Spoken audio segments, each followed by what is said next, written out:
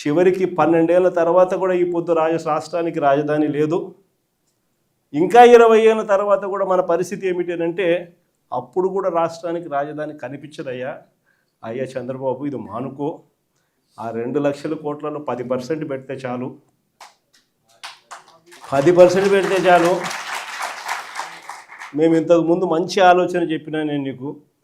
ఇంతకుముందు plan A కింద రాష్ట్రంలో అన్నిటికన్నా పెద్ద సిటీ విశాఖపట్నం, దాంట్లో పెడితే అసలు ఎటువంటి ఖర్చు అవసరం లేదు. కర్నూలులో న్యాయ రాజధాని కింద అప్పట్లో కర్నూలుకు మనం మాటిచ్చినాము, అది నెరవేరుస్తూ అక్కడ న్యాయ రాజధాని పెడుతూ ఇక్కడే అమరావతిలో లెజిస్లేటివ్ శాసన రాజధానిని కూడా తీసుకొస్తే బాగుంటుందయ్యా అని చెప్తే నానా యాగి చేసి రాజకీయాలు చేసి అది వద్దు అన్నారు. సరే పోనీ, అది వద్దు. పోనీ ఈ ప్రాంతంలో అయినా కానీ నువ్వు చేసే పనికి అసలు రాజధాని లేకుండా పోతుందయ్యా. ఆ పని చేయకుండా కనీసం ఇక్కడైనా ఆలోచన చేయి. మచిలీపట్నంలో నువ్వు కాదయ్యా పోర్టు కట్టింది, మేం కట్టాం. మచిలీపట్నంలో పోర్టు మనం కట్టాం.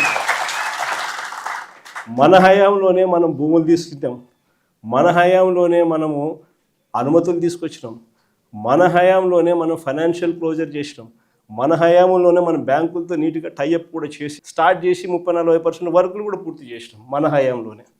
ఆ పోర్టు అయిపోతుంది.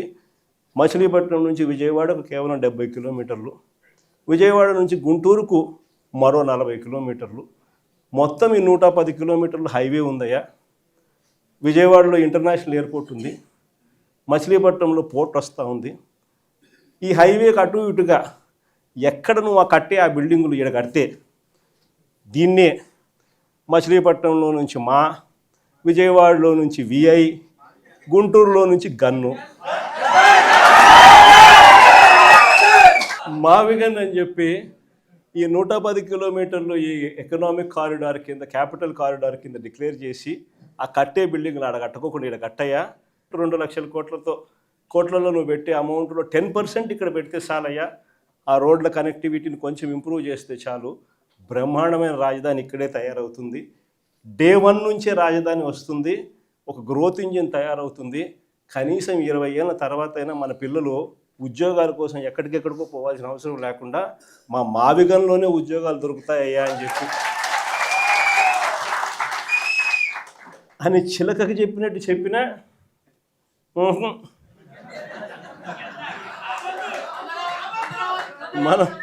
మనం ఎంత బాగా చెప్పినా కానీ, ఎంత లౌక్యంగా చెప్పినా కానీ ఆహా.